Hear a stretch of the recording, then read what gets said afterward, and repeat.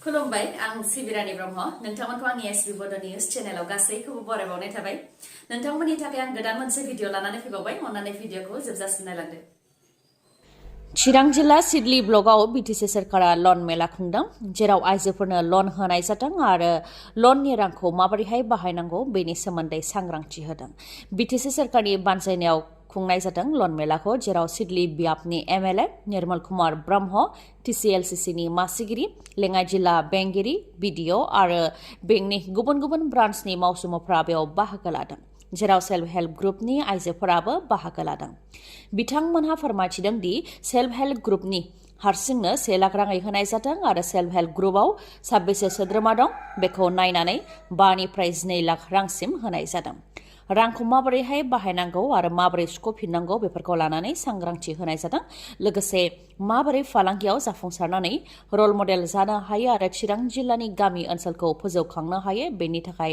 सांग्रांथि होनाय जादों होननानै फोरमायथिदों बीटीसी सरकारनिफ्राय ट्रेन खारनायनि गोख्रैथिजों खारबोनाय गंसे बासनि सौख्रांनायाव 7 सुबुङा जिउ खोमानो गोनां जादों आरो 43 सुबुङा जोखोम जानो गोनां जादों जोखोम जानांनायनि मादाव माखासे सुबुङा गाज्रियैनो जोखोम जानो गोनां जादों मुम्बाइनि सोनाब कुर्लानि एसजी बारबे र'डआव जादों बे जाथाया मोनानि 9:30 गिख्रंथाव बासनि जाब्रबथाय जादों बीईएसटीनि बासआ जोबोद गोख्रैथिजों फैनानै गिबियाव अट' रिक्साखौ सौख्रांफैदों बेनि उनाव मटर साइकेलफोरखौ सौख्रांदों साखा खब्रै गारिफोरखौ सौख्रांदों आरो सुबुंफोरनि साजोंबो खारदों गारिया जायजों 7 सुबुङा जिउ खोमानो गोनां जादों आरो 43 जोखोम जानो गोनां जादों जोबथारनायाव आम्बेडकार नोगोरनि कल'निनि गेटआव सौख्रांहैदों बासआ जाथायखौ नुनानै खुद्रिनाय रायजो राजाफ्रा होसोनानै ड्राइभारखौ दिहुनदों आरो बुग्लिनानै उनाव पुलिसनि आखायाव गथायनानै हरदों बे जाथायजों गासै गंबानिफ्राय गंद' अट' रिक्साया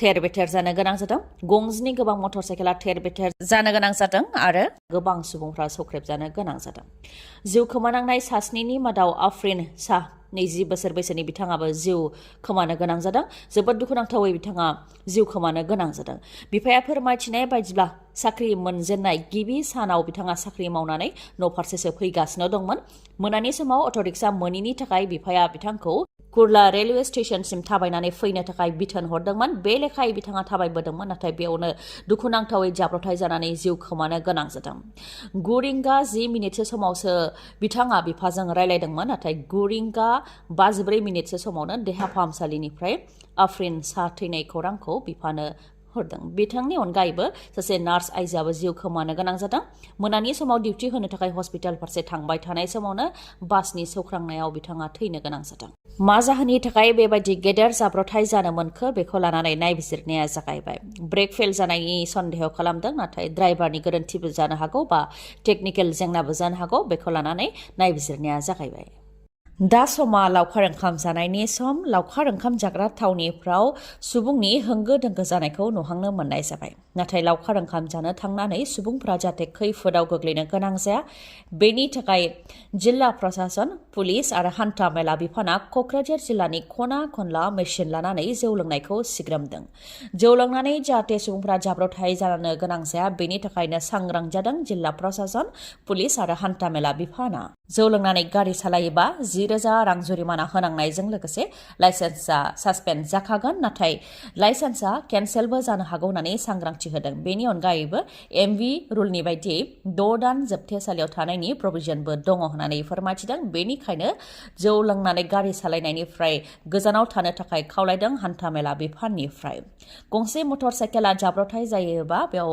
2 सुबुङाल' जिउ खोमानो गोनां जायो नाथाय बास सालायग्राया जौ लोङोबा सासे जौ लोंनायनि थाखायनो गोबां सुबुंफ्रा खैफोदाव गोग्लैनो गोनां जायो बा जिउ खोमानो गोनां जायो बेनिखायनो लावखार ओंखाम जानो थांनायफोराव जाहाथे गारि सालायग्राफोरखौ जौ लोंहोआ बेनि सायाव सांग्रां जानो थाखाय खावलायदों हान्थामेला बिफाननिफ्राय क्रिसमास फोरबोनि सिगां सिगां हिन्दु धोरोमनि सोद्रोमाफोरखौ ख्रिस्टान धोरोमाव सोनो नाजानायनि दायाव साब्बाखौ एरेस्ट खालामदों एरेस्ट खालामजानाय साब्बानि मुङा जयन्त दास नयन दास हितेन दास धीराज दास आरो आसिम हराभा फोरमायथिनो गोनांदि कामरुप जिल्लानि पलासबारि वेलेरा गामियाव जादोंमोन मोनसे जाथाय आसाम मेघालय सिमायाव थानाय कामरुप जिल्लानि पलासबारि वेलेरा गामियाव मेघालयनिफ्राय फैनाय माखासे ख्रिस्टान धोरोमनि सोद्रोमाफ्रा हिन्दु धोरोमनि सोद्रोमाफोरखौ धोरोम सोलायहोनो थाखाय सेस्था खालामफैदोंमोन बा नाजाफैदोंमोन होननानै गामिनि रायजो राजाफ्रा अजद होदोंमोन।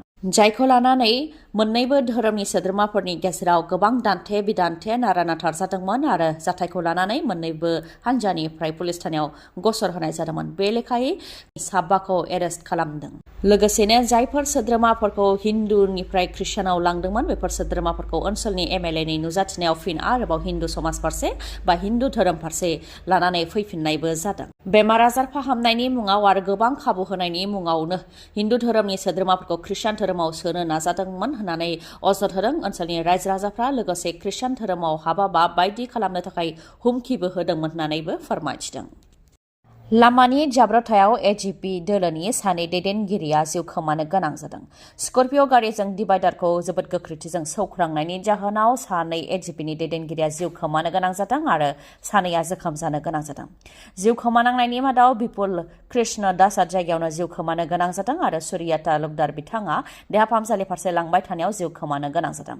रिपर्टनि बायदिब्ला एजिपिनि दैदेनगिरि बिपुल कृष्ण दास बिथाङा सरबक बियाबनिफ्राय बिजाथि बिनाय सासे दैदेनगिरिमोन। नाथाय लामानि जाब्रबथाय जानायाव बिथाङा जिउ खोमानो गोनां जाबाय।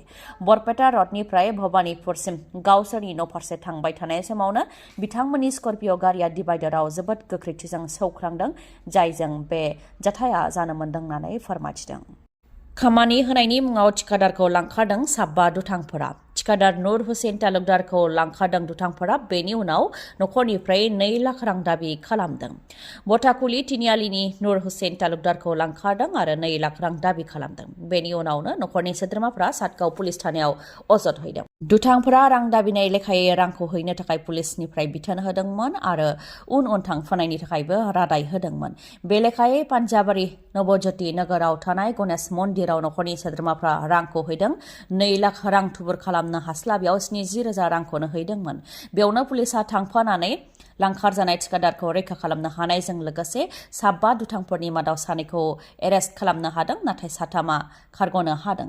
एरेस्ट खालामजानाय सानै दुथांफोरनि मुङा जाहैबाय हासान आली आरो शाह नवाज आलम।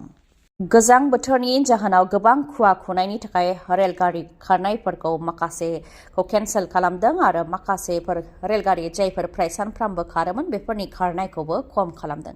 जेरै केन्सेल जानायफोरनि मादाव 15903 डिब्रुगड़ चंडीगढ़ एक्सप्रेसखौ 28 फेब्रुआरिसिम समबार आरो शुक्रबाराव खारनायखौ बन्द खालामदों, अदेबानि केन्सेल खालामदों। थिग बेबायदिनो 15904 चंडीगढ़ डिब्रुगड़ एक्सप्रेसखौ 2 मार्चसिम बुधबार आरो रबिबाराव खारनायखौ केन्सेल खालामदों। कामाख्यानिफ्राय गाया जंसन एक्सप्रेसखौ 24 फेब्रुआरिसिम समबाराव खारनायखौ बन्द खालामदों। गाया जंसन कामाख्या एक्सप्रेस रेलगारि खारनायखौ 25 फेब्रुआरिसिम मंगलबाराव खारनायखौ केन्सेल खालामदों। थिग बेबायदिनो माखासे ट्रेनफोरखौ केन्सेल खालामनाय जादों आरो माखासे ट्रेनफोर जायफोर फ्राय सानफ्रामबो खारोमोन बेफोरनि खारनायखौबो खम खालामदों। जेरै 12505 Kamakhya Anand Vihar terminal North East एक्सप्रेसखौ 8 जानुवारिसिम रबिबार आरो बुधबाराव खारनायखौ बन्द खालामदों। बेबायदिनो 12506 Anand Vihar terminal Kamakhya North East एक्सप्रेसखौ 10 जानुवारिसिम मंगलबार आरो शुक्रबाराव खारनायखौ बन्द खालामदों आरो बेबायदिनो गोबां ट्रेनफोरखौ खारनायखौ केन्सेल खालामदों। बेखौ नोंथांमोनहा स्क्रिनाव नायनानैबो लानो हागोन।